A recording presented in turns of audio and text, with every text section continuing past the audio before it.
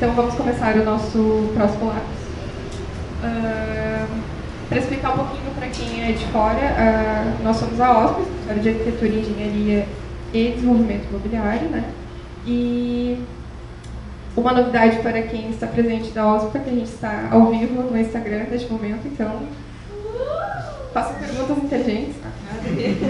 E o Lapso é uma ferramenta que a gente utilizava aqui dentro antes de abrir para o público, de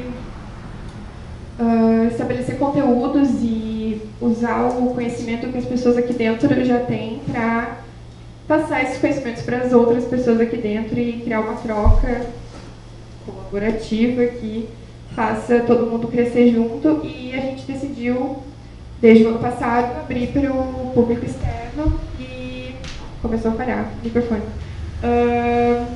E a gente está agora, acho que no 15º Lapso aberto, a gente está tendo toda semana, então agora antes do carnaval não vai mais ter nenhum, mas esse vai ser o último de fevereiro e ele vai ser sobre design paramétrico, que o Leonardo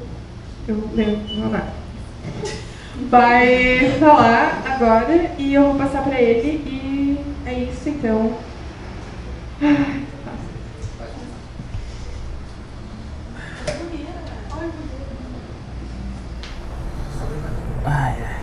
Isso. Sim. Então tá, boa tarde a todos. Meu nome é Leonardo, eu sou instrutor e arquiteto urbanista e instrutor da oficina paramétrica, tá? E como vocês já conseguem ler e perceber, já viram tudo isso, hoje o Lapso é sobre o design paramétrico e o futuro da arquitetura. Primeiro eu quero agradecer a OSPA por ter aberto aqui, como ela falou, abrir para o público, trabalho colaborativo para a gente trazer e compartilhar esse conhecimento, que é um dos pilares da oficina. A gente quer compartilhar o conhecimento e sobre design paramétrico não poderia ser diferente. E agradecer todo mundo que veio aqui. Eu acho que, né, o interesse ele tá aí, acontece, às vezes falta muito conteúdo sobre design paramétrico, mas a gente sabe que a galera é interessada, quer saber o que vai acontecer no futuro e já posso adiantar, o design paramétrico ele é o futuro. Ele é o futuro. Então eu agradeço todo mundo. A galera que está na live também aqui, agradeço vocês estarem assistindo, mas é óbvio, é quebrar a quarta barreira, sabe, de ter também na tela. Então vamos lá, deixa eu só ver aqui se está passando. Top. Então tá. Como eu falei, oficina paramétrica, tá? Nós somos um canal no YouTube e uma página também no Instagram. Primeira página sobre Grasshopper 3D no Brasil. É a primeira página que compartilha esse conteúdo, cria conteúdo e a gente tem essa vontade de querer ensinar o design paramétrico, não só o Grasshopper, tá? Mas o design paramétrico no geral. E nós também somos, então, esse braço do Vênus Arquitetura e Art Design, certo? E a Design, sim, de Algorithm Design. Esse é o nosso Instagram da oficina, @oficina.paramétrica, caso queiram fazer um stories e marcar, aproveita para marcar. E também o nosso YouTube, certo? Lá onde a gente põe nossos vídeos, todos os nossos tutoriais, todo o conteúdo sobre design paramétrico. E no Instagram a gente divulga eles para levar vocês para o YouTube. Quem somos? Eu, Leonardo, o outro Leonardo na câmera e o William, que está nesse celular agora não prestando atenção, mas tudo bem. Nós somos então a Vênus e a oficina paramétrica, tá? E hoje quem vai comandar todo esse caminho, mostrar todo esse conhecimento vai ser eu, tá? Leonardo Gindre. O P é de presente, antes que vocês perguntem, tá? É presente de fato. Arquiteto urbanista, designer computacional. Comecei em 2014 na Ritter, me formei em 2019. E, como eu botei ali, entusiasta em design computacional, autodidata, certo? E todo esse meu conhecimento, tudo que eu quero passar para vocês, surgiu por causa da oficina, com o intuito que eu sei que o conhecimento ele só é bom quando a gente compartilha, tá? Esse é o meu maior pilar dentro de tudo isso. Então é o seguinte, design paramétrico, tá? Primeira coisa eu quero já deixar claro, né, o que significa. Design, então, disciplina que tem por objetivo a criação de objetos ou produtos cuja forma se adeque o mais perfeitamente possível à função para que se destinam conciliando e tudo mais. Esse é um tipo de definição de design, tá? Aspecto exterior de um objeto, configuração física. Plano, projeto, criação. Certo? Peguei de um dicionário. Existem muitas outras definições de design, de outros teóricos e tudo mais. Outra coisa muito importante, parâmetro. Padrão, regra, princípio, por intermédio do qual se estabelece uma relação ou comparação entre termos. Paramétrico, onde é que vem esse paramétrico, tá? Uma equação paramétrica define um grupo de quantidades de funções de um ou mais variáveis independentes, chamadas parâmetros. É aqui onde está todo o jogo, parâmetros. Tá? 2 critérios para que exista uma equação paramétrica. Uma equação paramétrica expressa um conjunto de quantidades com um número de parâmetros. O resultado conjunto estão relacionados com os parâmetros através de funções explícitas. Tudo isso aqui é muito matemática, muita coisa, certo, que nem todo mundo sabe, então vamos passar para o prático. Uma circunferência. Como é que a gente faz uma circunferência, tá? Tem 2 maneiras. Sim, mais matemática, mas calma, eu vou passar tudo com vocês, tá? Quando a gente faz um círculo usando o sistema de coordenadas cartesianas, tá? Os valores de x têm relação direta com y. Então, toda vez que eu botar um valor de x, eu vou ter em y. Se eu botar em y, eu vou ter x. Certo? Para fazer esse círculo, a gente consegue com a forma 2² igual a x menos 0 menos y com 0. A gente consegue, então, saber esses valores. Numa equação paramétrica, a grande diferença é que x e y eles não estão relacionados entre si. Eles não possuem uma relação direta entre eles. Certo? Então a gente tinha a fórmula geral ali em cima, e agora numa equação paramétrica, x é resultado de 2 variáveis e y é resultado de 2 variáveis. O que isso muda? Tá? O que isso muda? Primeira coisa, né, como eu já falei, não possui uma relação direta. Existe um parâmetro que vai dizer o que é x e o que é y. Certo? Diferente do outro sistema, que a gente tinha a relação direta, aqui a gente tem uma terceira variável que vai dizer o que é x e o que é y. Então, se a gente botar para esse valor o t igual a 0, a gente consegue aquele ponto lá na direita. Se a gente botar 1,57, a gente consegue 1/4 de volta. Tá? A gente tem os valores ali, ó, x e y. Eles não dependem diretamente um do outro, eles dependem de t. Tá? Então é o seguinte, as equações paramétricas x e y não possuem uma relação direta, como eu já falei, mas elas possuem um parâmetro que gera seus valores. E caso alguém queira muito interessado em matemática, essa é a prova aritmética de como é que a gente consegue uma equação da outra. Tá? E ali também de como é que funciona. Mas é muita trigonometria, eu sei que muita gente não gosta, mas é necessário.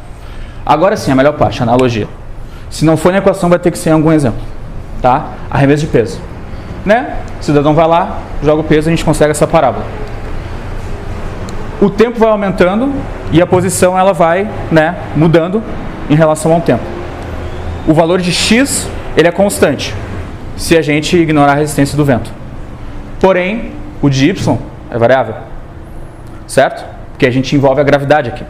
Então, no começo ele vai subindo, depois ele tem um momento que ele para e ele começa a descer.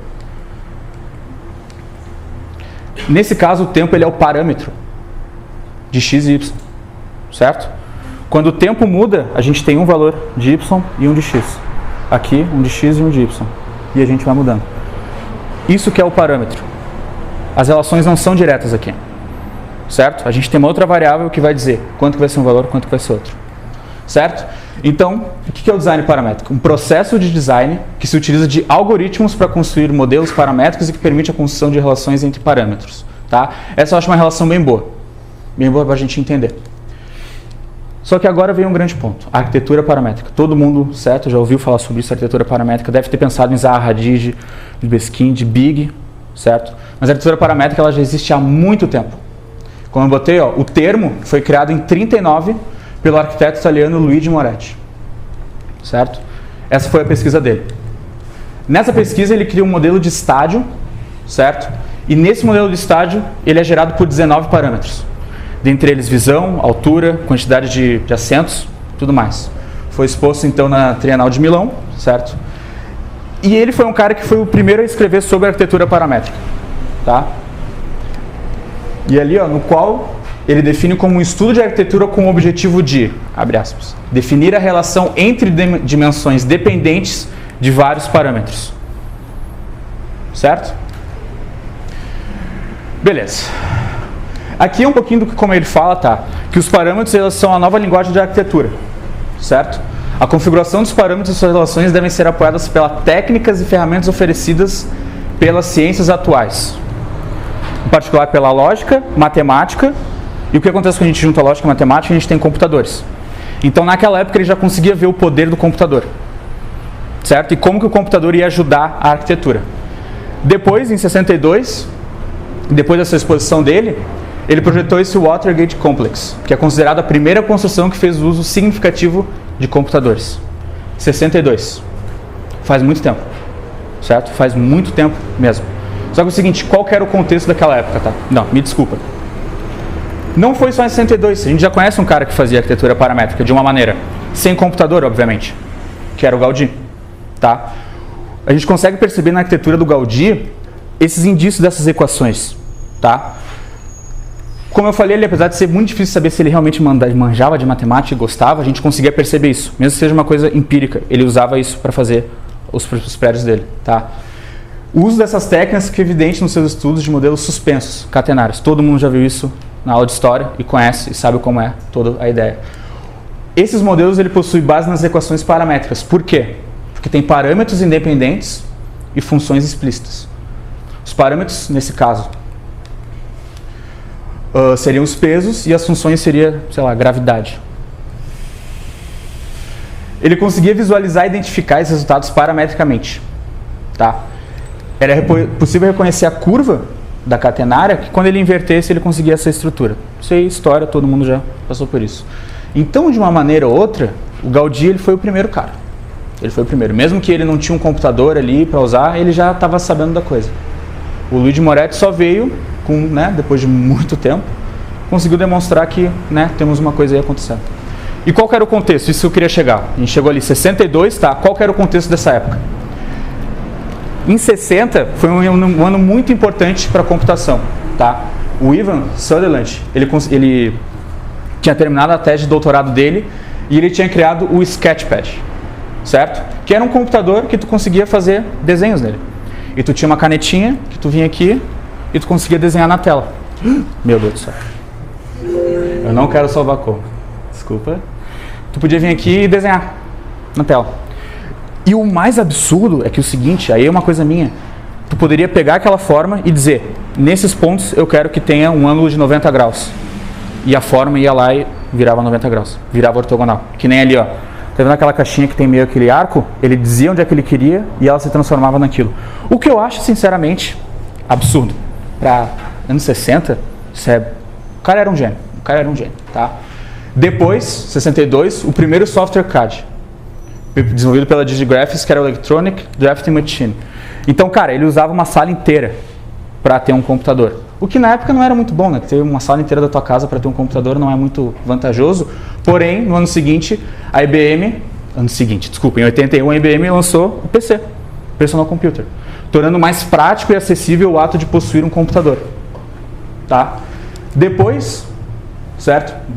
No mesmo ano, a Dassault Systems, eu não falo francês, desculpa, lança a primeira versão comercial do CATIA, Computer Aided Three-Dimensional Interactive Application. Vocês sabem o CATIA, certo? Frank Gehry, aquela coisa toda? Beleza. Isso foi em 81. Eles lançaram, junto com o PC, eles tinham o CATIA. E ele foi revolucionário, porque ele era CAD 3D. E essa foi a coisa mais louca possível. Tá? E depois veio o nosso famoso, o AutoCAD. Certo? Lançado pela Autodesk, o primeiro software CAD de design 2D feito para os PCs. Aquele outro lá era feito só para aquelas máquinas enormes que era, sei lá, 500 MB de RAM. E agora eles tinham esse PCzinho que tu podia rodar ele aí. E cara, o seguinte, depois disso eu queria botar essa frase do Mitchell, porque ele fala exatamente essa coisa. Vocês devem ter percebido que os prédios começaram a ter mais complexidade. E tudo isso aconteceu por causa da revolução digital, pelos computadores. E aí eu até falei para os guris, vou ter que falar, mas assim, ó, depois dessa época o pau começou a comer na arquitetura. Frank Gehry simplesmente chega, usando o CATIA, ele foi o primeiro a usar o CATIA, lança isso aqui em Barcelona, 92. Depois, Eisenman, usando o computador, de novo lança esse tipo de arquitetura. De novo Eisenman, e eu até botei ali um asterisco, esse prédio ele é gerado automaticamente. Ele botou os parâmetros e ele gerou. Ele criou condições, criou relações e o prédio foi gerado. 96, 97. Depois, de novo, todo mundo conhece, usou o CATIA. 97, Bilbao. Zaha também, não preciso nem dizer. Depois de ter ganhado o Pritzker, lançou esse projeto que eu acho sensacional. E a gente já conhece depois o Big em 2005. Esse prédio, VM House. Tá? Então, cara, caras, desculpa. Os computadores, eles permitiram que os arquitetos, /designers também, porque eu estou usando designer como uma palavra lá fora, que é projetista, então vale para arquiteto, designer de fato, e tudo, tá? Elevassem a qualidade dos seus projetos. A revolução digital ela só não mudou a nossa sociedade, que a gente tinha celular, não sei o quê, mas ela também mudou como a gente pensa a arquitetura. E isso é muito importante. A arquitetura ela começou a mudar nesse ponto, quando a gente começou a usar os softwares para a gente projetar, certo? Então assim, ó, com a ajuda do computador, ele conheceu novas formas, o arquiteto conheceu novas formas, novas tipologias, ele projetou espaços mais eficientes com o computador, ele testou, ele simulou e ele escolheu qual projeto que ele queria fazer e o mais importante de tudo, ele explorou. Acho que a coisa mais importante, ele explorou novas formas, porque ele poderia dar um passo a mais usando o computador. Então assim, abriu portas que nunca foram imaginadas. E talvez a gente nem conseguisse abrir se não fosse por causa dessa ferramenta, tá? De novo, tudo isso por causa da percepção deles, que eles entenderam que a arquitetura mudou, certo? Seguinte, quando eles perceberam isso, eles tiveram também que mudar a maneira de como é que eles pensam o projeto, tá?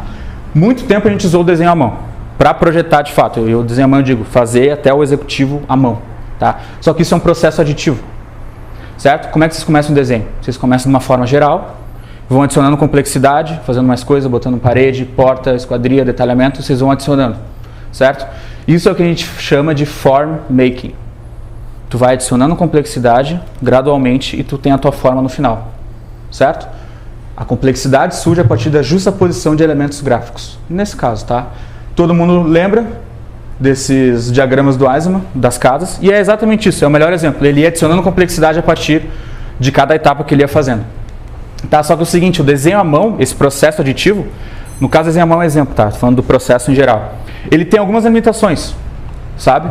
Obviamente, uma que a gente não consegue botar regras nesse desenho, certo? A gente consegue criar relações em um desenho, que é uma coisa estática, certo?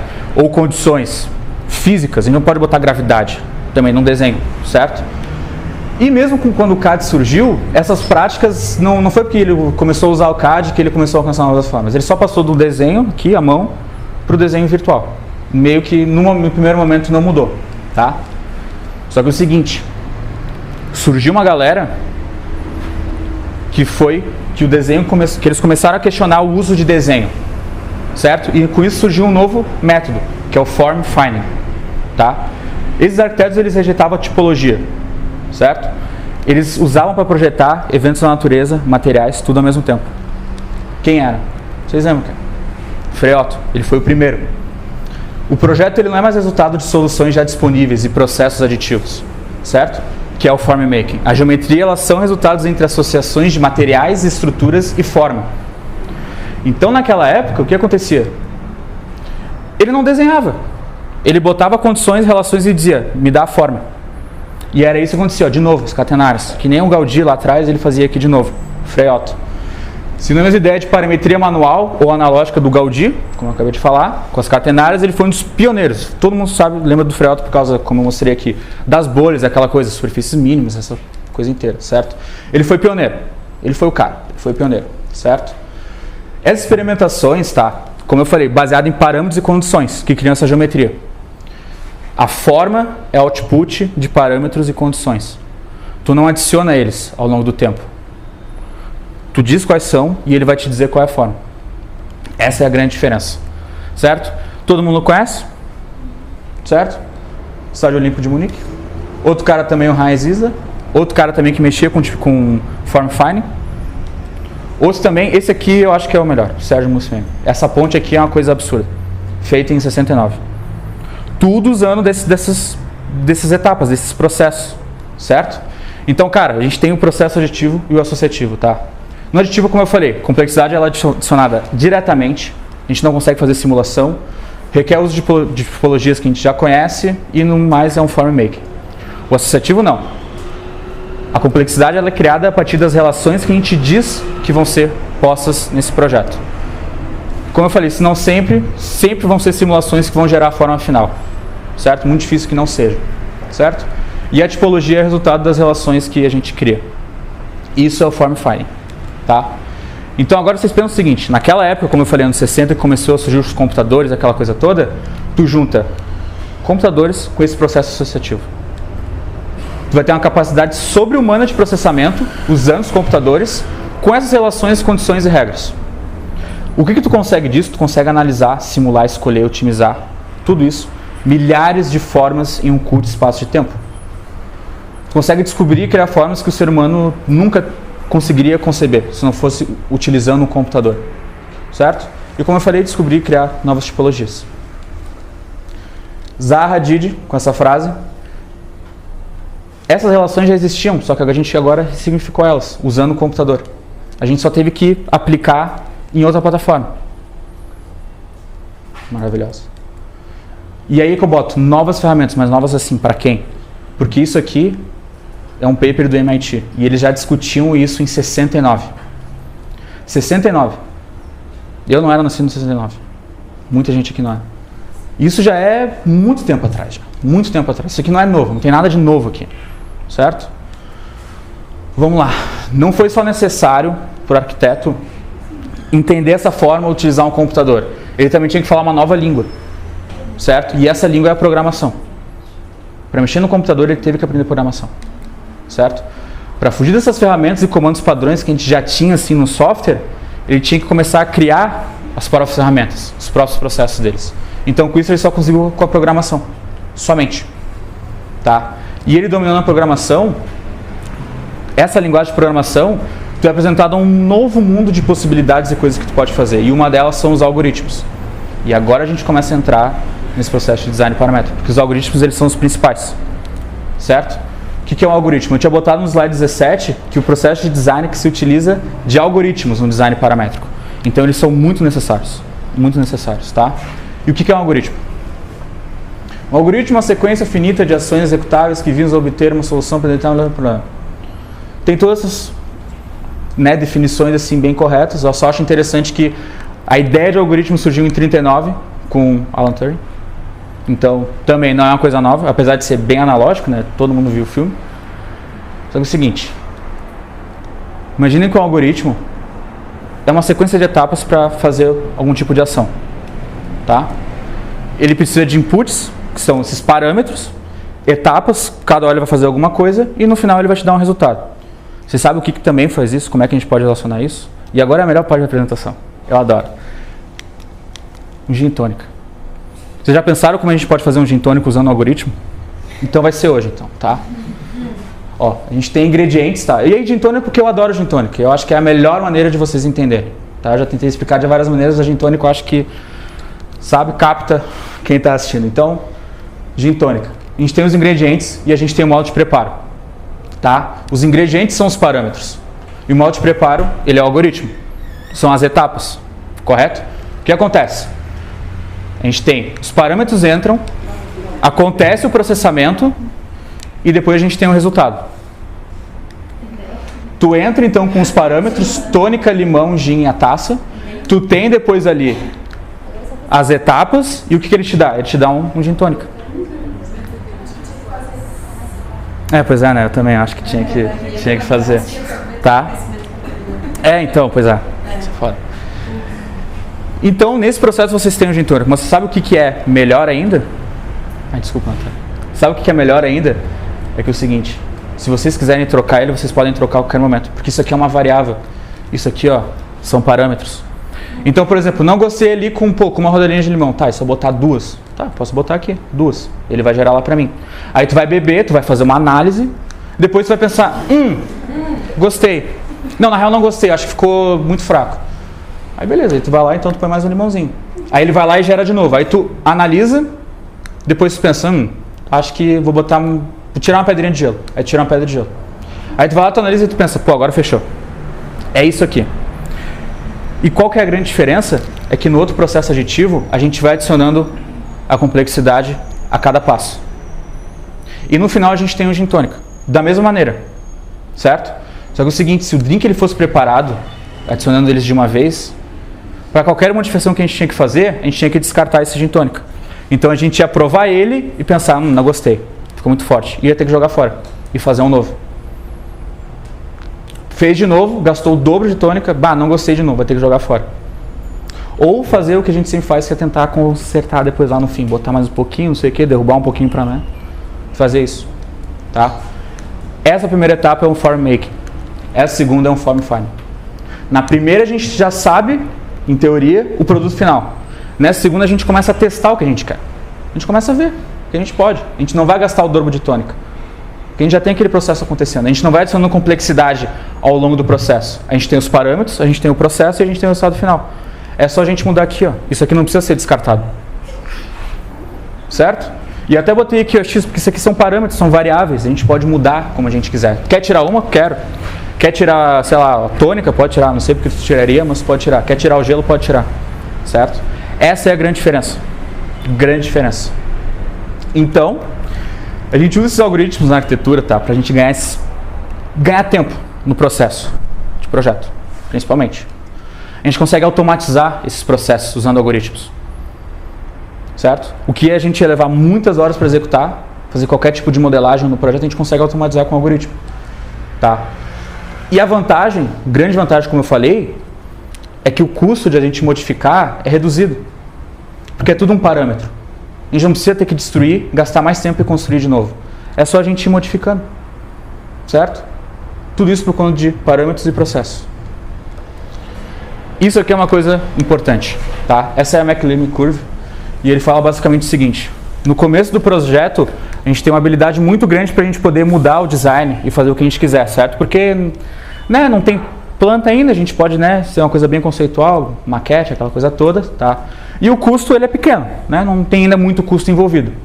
Só que na medida que a gente vai avançando no projeto, a gente perde a habilidade de mudar o projeto e o custo ele vai aumentando para qualquer modificação que a gente vai fazer. O que a gente espera que aconteça é que seja essa curva aqui, ó, que a gente gaste mais tempo nessa parte e depois a gente gaste bem pouco. Porque a gente sabe que, né, acontece aqui. A gente sempre gasta na projeto executivo, detalhamento e depois construindo. É o projeto que a gente sempre gasta, tá? Agora vocês imaginam se a gente tivesse vários algoritmos que automatizassem processos dentro do escritório. Pô, um algoritmo que posicionasse os pilares. Tu dá a planta, ele posiciona os pilares a partir de um eixo que tu quer, qual que vai ser o tamanho deles, tu escolhe. Um algoritmo que cria a planta para ti. Tu dá, diz, ó, eu quero um quarto aqui, uma sala aqui, uma cozinha aqui, e ele cria para ti. Certo? Não sei, uma coisa mais técnica, algum que crie cotas automáticas no projeto. Tu dá as plantas, ele vai lá e começa a botar para ti automaticamente. Quanto tempo tu não perde, principalmente quem usa BIM, de ter que ir em várias plantas e ter que ir botando cota, seja como for. Isso leva um tempo. Pô, esquadria automática, sabe? Esse aqui, mais de fabricação digital que eu botei de planificação de peças, tá? Tu tem toda uma estrutura que vão ser peças separadas depois que tu junta, tu consegue criar um algoritmo que planifica elas, põe o tamanho da madeira que tu vai usar no CNC e depois tu plota e já era. Tu otimiza os processos, tu otimiza ele usando o algoritmo. Sabe? E qual que é a diferença? É que a gente consegue modificar depois, porque é tudo automatizado. Não gostei aqui dessas cotas aqui, tá, eu posso mudar. Não gostei desse tamanho de pilar aqui, ou como é que ele está posicionado. A gente pode mudar. A gente não precisa jogar tudo fora e depois começar de novo. É tudo por parâmetro. Tudo por parâmetro. Como eu falei, ó, a gente consegue ir e voltar, ir e voltar, ir e voltar. Até escolher o final, até escolher a coisa mais otimizada possível. Qual é o resultado final? O que é melhor aqui para mim? E, com o design paramétrico, o gráfico ele muda. Certo? A gente gasta pouquíssimo tempo aqui, ó, com custo, porque mudar, o que tu vai ter que mudar? Tu vai ter que mudar um parâmetro, mudar um número aqui, espessura do pilar, posicionamento do grid. Então, tu não tem que tirar tudo e fazer de novo. Tu muda algumas coisas, tu muda os parâmetros, certo? Então o custo ele fica muito baixo, obviamente depois ele, né, naturalmente na hora da construção, né, gasta. Mas olha a flexibilidade que a gente tem de modificar esse projeto. Ela é muito maior, a gente fica com muito mais opções de poder estar lá, projeto executivo, aquela coisa toda, estão lá na obra e falam, meu, olha só, esse pilar aqui não deu... Meio absurdo falar que o pilar não deu certo. Essa esquadria aqui sobrou um pouco, corrige pra mim. Tu vai estar 2 aqui, o valor é 2 agora. Modificou, fez a planta, mandou de volta. Certo? A gente tem muito mais flexibilidade trabalhando com isso, a gente consegue modificar mais coisa. Não vai ter aquele momento que a gente manda a planta e diz, agora seja o que Deus quiser. Também não que alguém faça isso, né? Por favor, né, gente? É arquitetura. Mas, vocês entenderam? Geralmente no TCC é assim, né? Tu vai entrega, vai plotar e fala agora seja o que o professor achar. Tudo isso, todo esse processo, porque a gente mudou, tá? O nosso mundo, ele mudou. A gente passou da produção em massa. Agora a gente entrou na customização em massa. Essa customização em massa, produção em massa de bens e serviços que atendam aos anseios específicos de cada cliente, individualmente a custos semelhantes aos produtos não customizados. A customização em massa é uma evolução natural dos processos de negócios, resultante do aperfeiçoamento dos padrões, sabe? Tudo isso. Então, a gente ainda consegue produzir em massa, mas agora a gente consegue customizar também na mesma demanda. Certo? É uma estratégia de negócio relativamente recente que foi idealizada em meados dos anos 80 e depois nos anos 90. Por que eu botei isso aqui? Porque foi bem na época que aconteceu aquelas coisas na arquitetura. Quando tu começa a ligar os pontos, tu começa a ver que o nosso mundo mudou e a arquitetura mudou junto.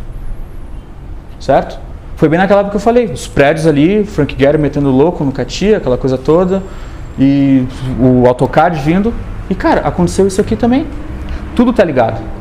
A arquitetura, ela tá muito ligada com o nosso mundo. E essa é a coisa mais boba que a gente pode pensar de customização em massa. O fato do cara do Starbucks botar o teu nome no copo é uma customização. Por mais boba que seja. Mas até aqui, tu tem uma customização em massa. O fato dele pegar teu copo, escrever teu nome e dar pra ti, tu já customizou. Certo? A arquitetura, ela não é estática. Ela não parou no tempo também e ela não existe dentro de uma caverna. O maior erro é achar que se faz arquitetura como a gente fazia nos anos 60. Isso eu acho pior. E agora eu sou formado, eu posso falar essas coisas porque eu não sou mais estudante, então... Tem gente que ainda acha que a arquitetura é dos anos 60. Sabe? Isso que é o pior de tudo. Isso que é o pior de tudo. E agora vem a pergunta. Onde é que o BIM se encaixa tudo nisso? Alguém quer arriscar? Pode falar. Eu estou falando muito, eu sei que eu falo muito, vocês podem ir falando. Vocês querem arriscar onde é que o BIM se encaixa? É um processo digestivo? Associativo? É um form-making? Form-fighting? Alguém falou? Quem é que falou? Quem é que falou? Quem é que falou? Associativo? Beleza. Associativo. Design paramétrico? Tudo isso aqui, ó, é o que a gente fala de que seja paramétrico, trabalha com parâmetros. A gente tem design computacional, design generativo, otimização, design associativo, parametricismo, tá? Eles mudam porque existem definições bem técnicas sobre a diferença de cada um, tá? Mas são coisas que nesse momento eu não quero chegar tão a fundo, tá? Mas vamos lá, olha só. A gente tem modelagem passiva, como eu falei, a gente vai adicionando complexidade. Parametricismo, que a gente usa os parâmetros e a gente consegue criar essas relações geométricas, certo? Por exemplo, estrutura de parede, pé direito, essa coisa toda. Design computacional e algorithm modeling, que a gente pega os parâmetros com algoritmos, com processos e a gente cria algoritmos, tá? Design generativo, que usando esses algoritmos a gente consegue criar combinações, tá? E a gente tem otimização, que a gente diz regras, condições e o computador acha a melhor forma para ti. De novo, onde é que vocês acham que o BIM entra aqui? Nenhum? Tudo? Mais ou menos. O BIM, ele é parametricismo. Por definição, o BIM, ele é parametricismo. Tá? O BIM, a gente usa parâmetros, a gente consegue mudar a espessura da parede, a altura e tudo mais. Certo? Mas a gente sempre vai adicionando complexidade. A gente não diz quais são os primeiros parâmetros e depois ele gera a forma. Apesar de que, um Dynamo, coisa toda, ele quer ser um designer computacional. Ele pode ser. Certo? Essa ferramenta chegou para dizer, ó, a gente consegue fazer isso aqui. Então o BIM, ele consegue ser um designer computacional, mas nesse momento ele é só parametricismo. Depende, obviamente, de usuário para usuário. Certo? Mas nesse momento, por definição, ele é parametricismo. Tá? E agora, a outra pergunta. O BIM, nesse meio de todo esse tipo de tecnologia, ele vai sobreviver? O BIM como a gente conhece hoje, o BIM de parametricismo, isso que eu estou falando. Ele vai conseguir sobreviver, porque a gente está tendo muita coisa acontecendo. A gente tem otimização, a gente consegue criar forma, a gente tem realidade virtual, a gente tem impressão 3D, o BIM ele vai sobreviver no meio disso tudo. A gente consegue aplicar o design paramétrico para simular, gerar, otimizar processos e designs no BIM. Seguinte, O BIM, o design paramétrico, a gente tem algumas ferramentas. A gente tem o Revit com Dynamo, a gente tem o ArchiCAD com o Grasshopper e o Rhinoceros. E a grande novidade que surgiu é que agora a gente tem o Revit, o Grasshopper e o Rhinoceros. Essa é a grandíssima novidade que surgiu agora faz... começo do ano, foi no começo do ano, que eles soltaram o Rhino Inside, que agora a gente consegue ligar o Grasshopper com o Rhinoceros no Revit. Então, assim, qual a vantagem de usar esses programas? É que a primeira delas é que tu não precisa aprender linha de código para fazer algoritmos. Tudo isso aqui, ele é compactado naquele componente. Isso eu estou usando o exemplo do Grasshopper. O Dynamo é um pouquinho diferente, mas a ideia é a mesma. A gente pega essa linha de código e compacta naquele componente. A gente precisa saber isso aqui? Não, não necessariamente. A não ser que seja uma coisa muito específica. Mas a gente pode saber aquilo dali, ó. Como é que a gente faz o círculo? Ali a gente faz um círculo, ali a gente faz um círculo. O que é mais fácil? Com certeza aquilo lá. Com certeza. Com certeza. Então, assim, ele vai sobreviver, mas é uma maneira diferente de como é que a gente pensa. Bem diferente. O BIM, ele vai ser, que eles já estão prevendo que vai ser o BIM AI, que é o BIM com inteligência artificial. Certo? Unindo aqueles programas, a gente consegue criar, otimizar, explorar, simular. Tanto usando o BIM, o Revit e o ArchiCAD, com todas as ferramentas de design paramétrico. E aqui eu não estou nem falando o que é melhor, o Grasshopper ou o Dynamo, sem clubismo agora, só quero demonstrar para vocês. Tá? Então ele vai mudar e muito, muito. Poderia vir aqui e falar sobre por que eles estão pensando que o BIM agora é AI, mas existe assim, seria um roto lapso para fazer. Mas basicamente é pela perda de informação que a gente tem nesse processo. Tá? Quais são as tecnologias que estão surgindo então no cenário? Tá? Vocês viram falar do Fint 3D? Não viram falar no Fint 3D?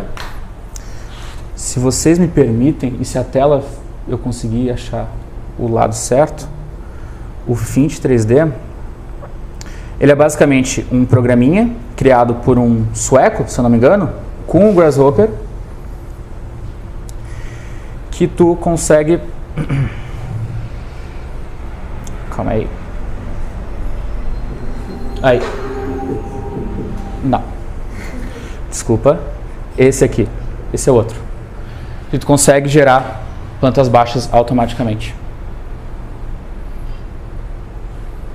Volta. Isso aqui ele lançou no final do ano passado.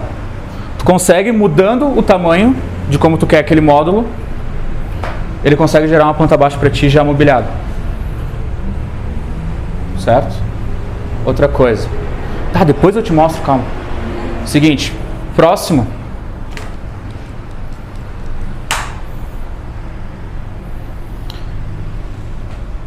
Esse escritório da Autodesk, feito pela equipe de pesquisa de novas tecnologias da Autodesk, tá?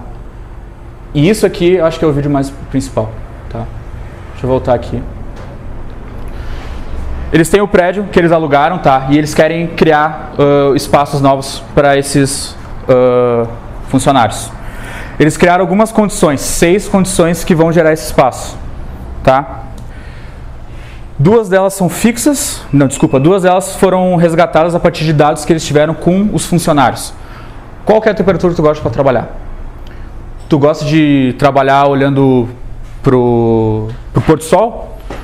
Tu gosta, qual a temperatura de luz tu gosta? Eles começaram a captar, sabe, informação. 2 dessas eles criaram, teoria. Depois eles criaram algumas correntes, tá? O que eles fizeram? Eles tinham o prédio, o programa e os inputs, e eles faziam toda aquela coisa que eu falei, do form finding. Ele gerava, tu analisava, depois tu customizava. E assim tu ia fazendo. Aqui ele muda um pouquinho porque é a coisa mais da Autodesk, eles criaram essa coisa, Generate, Evaluate, Evolve. Mas a ideia é a mesma, tá? Então eles tinham isso, então eles geravam essas formas, eles criavam regras para que aquela geometria acontecesse. Então tinha obviamente uma questão técnica, tinha algumas áreas que tu poderia usar ou não, e o computador começava a gerar. Depois eles começavam a calcular algumas coisas. Por exemplo, o estilo de trabalho deles. Ele começava a calcular também. Isso tudo porque eles pegaram informações lá atrás. Onde é que eles mais se encontravam no meio do prédio? Como é que é a produtividade, sabe? Para eles não ficarem desatentos. Enfim, como é que o sol batia naquela fachada? Tudo. Eles começaram a botar todas essas condições para gerar as vistas que tu pode ter trabalhando, certo? E agora ele começava a criar opções, opções, opções. Tudo isso aqui, ó, são opções que o computador gerava para eles, de plantas e possibilidades de plantas. E agora eles começaram a falar, essa aqui parece interessante. Essa aqui que tu calcula 2 eixos sobre, sei lá, como a luz bate na fachada e onde é que eu me encontro. Eu gostei dessa opção aqui. Essa outra aqui eu achei mais interessante. Aqui eu consigo ter mais, né? Eles escolheram algumas melhores e eles tinham gráficos. E cada uma planta baixa diferente. Entendeu? E cada uma tinha sua particularidade. Então eles foram lá, escolheram a melhor para eles e aplicaram. Vai ser esse o layout do nosso escritório aqui em Toronto. No mínimo louco, né? No mínimo, sim, louco. Esse outro aqui, tá, esse prédio, ele foi gerado também, isso aqui é para a galera da engenharia. Basicamente, eles usaram design paramétrico para escolher a melhor posição dos pilares. Tem aqui deflexão horizontal, vertical, sinceramente eu não entendo, mas ele fazia esses cálculos.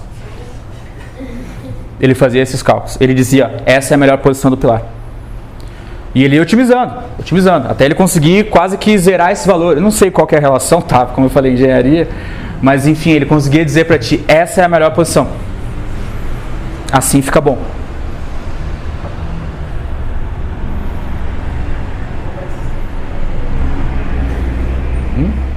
Show, né? Show, né? Falei, show de bola. E tá aqui, ó, os pilares. Todos eles mandaram para a fábrica direto, do programa direto para a fábrica. E tá aí, ó. Foi lá, executado já, tá tudo lá, tudo de pé. Sem problema algum. Isso aqui, ó, primeira comunidade de casas impressas 3D. E tem um plus para pessoas que recebem menos de $3 por dia. A partir de impressão 3D. Isso não tem muito a ver com design paramétrico, tá? Mas eu quero mostrar as tecnologias que estão surgindo nisso. Mas usando design paramétrico a gente consegue otimizar essas coisas, gerar essas coisas. São casas que eles imprimem em 36, se eu não me engano. Com uma comunidade que recebe menos de $3 por dia. Isso aqui, ó. Então esses dois rapazes aqui fizeram esse muro. E pô, os caras são habilidosos. Para fazer um muro curvo assim e tal, os caras têm que ter, né, a mão boa. Mas a diferença é que eles usam óculos de realidade aumentada. Certo? Ele carrega o muro no óculos, ele vai na obra e ele sabe onde é que ele tem que botar cada tijolo. E aqui, ó, tem uma grande diferença que ele consegue escolher as fiadas em qual que ele está trabalhando. Isso é uma coisa, até mais sobre isso, a Autodesk está investindo assim, ó, desculpa falar, uma grana violenta com isso, violenta. Tu chega na obra, tu põe o teu óculos e tu vai ver onde é que estão passando as tubulações, onde é que tem que ir a viga, qual é o tamanho dela. E tudo ali, ó, para ele, isso aí eu vi o vídeo, para ele subir a fiada, ele tinha que pegar no óculos e fazer assim, ó. E o óculos ia subindo as fiadas. Animal, só... E além de ser olha o estileiro do cara, sabe? Muito estileiro, isso é muito estileiro, tá? Esse outro aqui, tá? Esse é um robô que ele assenta tijolo automaticamente. Ele vem ali, ele pega, e põe. Isso aqui é uma coisa mais assim, produção, sabe? O outro era uma coisa mais assim, tinha uma coisa mais artística e tal. Isso aqui é produção. Um robô que pega o tijolo e vai botando.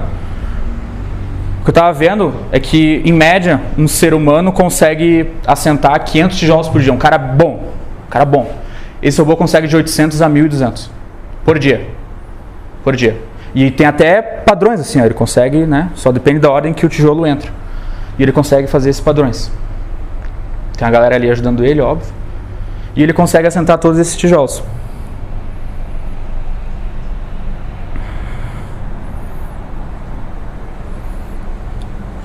Vamos lá, o que mais? Isso aqui é um cara que eu sigo no Instagram, ele é muito bom, eu recomendo que vocês sigam ele. Que ele criou basicamente um negócio para segurar a sacola.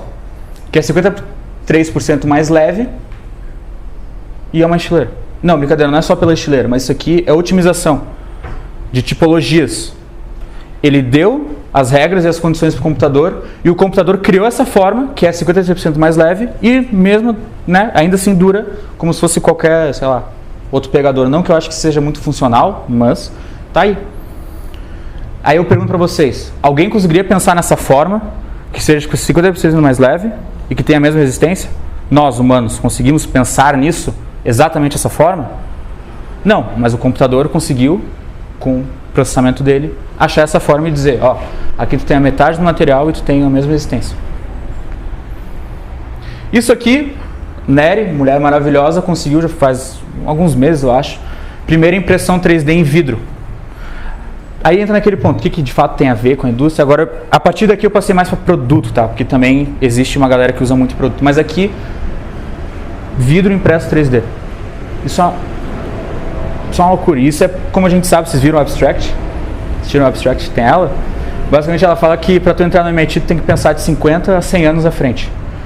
Isso é uma coisa que eu falei com os guris. Hoje em dia, isso tem alguma utilidade? Hoje em dia, não. Mas daqui a 50 anos vai ter. E a Nery já conseguiu criar isso. Já desenvolveu isso. Esse rapaz, Arturo Tedeschi, lembrem o nome dele. Ele é basicamente Jesus Cristo do Grasshopper, do design paramétrico. Ele criou essa cadeira modelando ela em realidade virtual. Ele botou o óculos, ele pegou o negocinho e começou a modelar essa cadeira. Depois mandou para uma máquina e ela fez o negócio, a CNC. Construiu ela, usando realidade virtual. A Iris Van Herpen, que eu acho que musa, ela faz esse tipo de roupa. Estilista, que usa ferramentas de design paramétrico para criar essas roupas. Tem muita gente que não gosta, eu acho lindo, acho sensacional. Para questão de conceito, eu acho sensacional. Muito massa. E ela usa dessas ferramentas. Outro, eu e os guris aqui, a gente é meio sneakerhead, assim, a gente gosta de tênis. E esse tênis foi uma participação do Arturo com a Adidas. E esse solado, ele é impresso em 3D. E esse solado, ele é otimizado. Basicamente, eles não disseram, eu quero uma forma assim. Eles fizeram análises de como as pessoas pisam no chão, como é que vai ser o uso dele. E o computador, inclusive foi o Grasshopper, criou esse tipo de solado.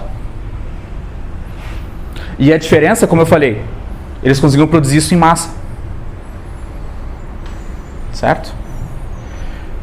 Essa é a grande pergunta agora. A gente viu muito computador. A gente viu muita coisa.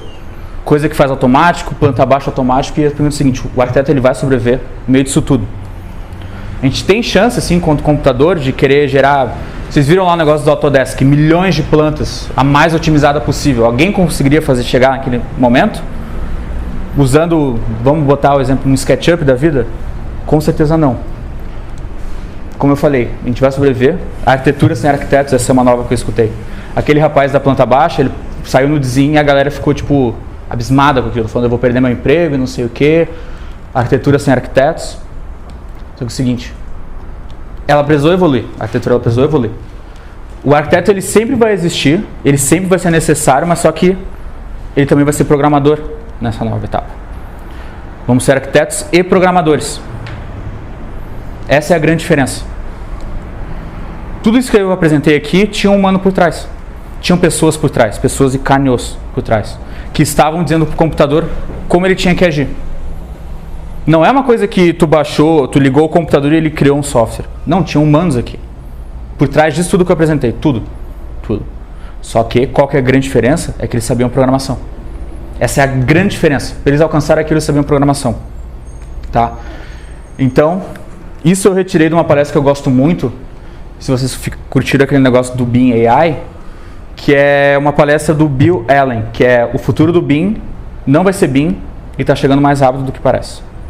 Tá? Uma palestra bem boa, tá? E ele põe isso aqui no final, como é que a gente pode se preparar para o futuro. Arquitetos, engenheiros, né? Primeira coisa é aprender a programar. E não precisa ser aquela programação como eu mostrei, linha de código, aquela coisa toda. O Grasshopper, aquela programação visual, já é uma maneira de programar. Tu já programa usando aquilo. Só que a gente consegue compactar. Então não precisa achar que tu tem que sair daqui hoje e entrar num curso de Python, de Java. Não. Tu pode aprender. Aquilo lá já é uma programação, tá? Conheça, mesmo que pouco, tá? Fabricação digital e robótica. Fabricação digital é o quê? Impressão 3D, corte a laser, essa coisa toda. E robótica, aí vocês viram todos os robôs que fizeram aquilo. E cara, o principal, aplicar esses conhecimentos no escritório. Tem que de alguma maneira conseguir botar isso no teu escritório. Ou no teu workflow dia a dia, caso tu vai autônomo, mas conseguir botar isso. E tem que ser de pouco em pouco. Tu tem que ser o expert, no teu escritório. Muito obrigado por todos.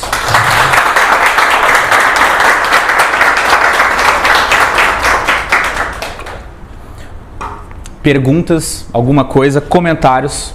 Agora é a hora. Quem anotou alguma coisa, agora é a hora. Agora é a hora da gente conversar. E eu vou me sentar um pouco, tá? Não é por mal, mas é que tem... O que vocês acham disso?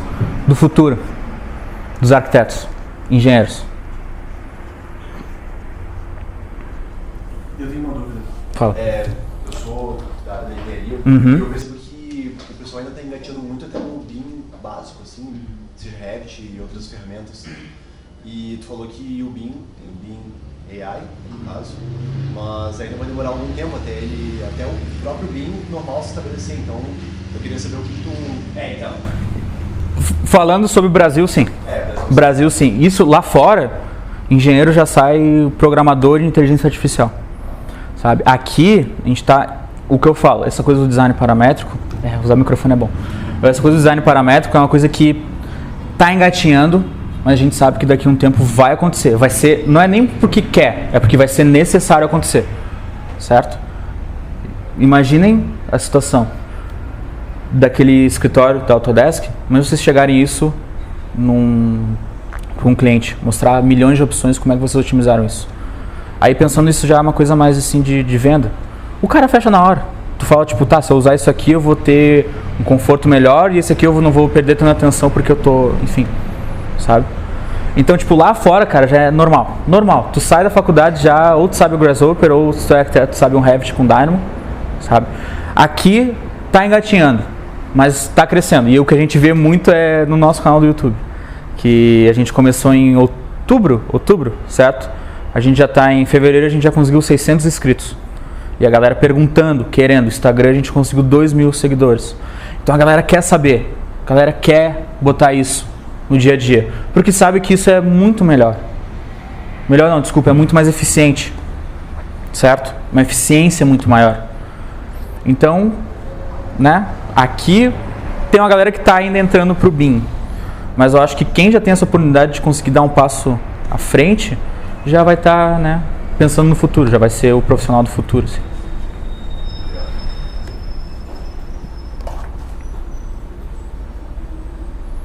Só fazer um comentário em relação ao que ele falou, que nós somos estudantes de arquitetura, e o que a gente vê é que isso vem sendo uma demanda dos alunos e os professores estão com uma barreira muito grande com relação a isso. Sim. Então, às vezes, o aluno quer utilizar o BIM e o professor nega. Então, assim, a gente vai ter que se esforçar, né? Vai ter que fazer um trabalho de formiguinha para também conseguir convencer os professores e os profissionais, né, mais antigos, de que isso veio para ficar e de que realmente é muito melhor. E isso chega naquele negócio que eu falei, porque tem gente que acha que a arquitetura ainda é nos anos 60. Né? E eu não estou questionando a capacidade do professor, de maneira alguma, certo? Porque eu sei que tem muito professor que, apesar de não saber mexer na ferramenta, é um cara que está sempre interessado, quer aprender coisa nova, está ali com os alunos mostrando, sabe? Mas tem certos que não querem aprender, acham que a arquitetura ainda é muito, sabe, essa coisa toda. E na Europa está sendo ensinado isso Na graduação. Nossa, na graduação. O Léo foi para lá e ele falou que AutoCAD não existe. E morreu, isso morreu. É direto ou um Revit, ArchiCAD, seja o que for, e Rhino Grasshopper padrão. Tu não vence a graduação lá fora se não souber dessa ferramenta. Teve até um rapaz que ele está fazendo nosso curso agora, que ele é lá de Milão e ele falou, eu preciso aprender porque que eles pedem e eu não sei. E ele está fazendo mestrado lá. E ele falou, cara, a galera sai da graduação já tendo bala, e eu cheguei aqui, ele se formou na PUC, lá em São Paulo, não sabe, na PUC, isso pra vocês verem. Então, mas eu acho que começa assim, acho que quando os alunos, a galera interessada começar a ir atrás, eu acho que a faculdade começa a se moldar, eu acho que os escritórios também começam a se moldar, e como eu falei, e principalmente na questão de escritórios, começam a botar isso dentro, tentem de alguma maneira, se proponham a apresentar, desenvolver uma ferramenta assim, ferramenta não, desculpa, desenvolver uma definição, um algoritmo para, né, otimizar isso. E começa do básico. Não precisa ser uma coisa que nem o que eu mostrei ali, o solado do T. Não precisa. Começa do básico, a coisa mais simples possível.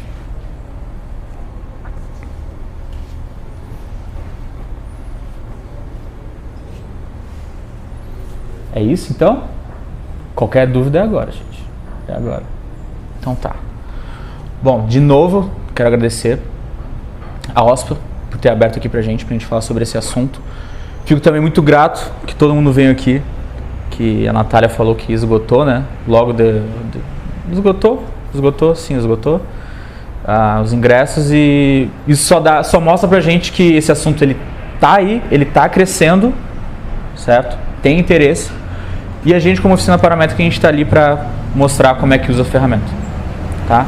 Tudo mais é isso, quero agradecer vocês que estiveram aqui, agradecer a OSPA, e que todo mundo tenha... Hoje é quinta-feira, né? Hoje é quinta-feira. Todo mundo tenha uma boa quinta-feira, tenha uma boa noite.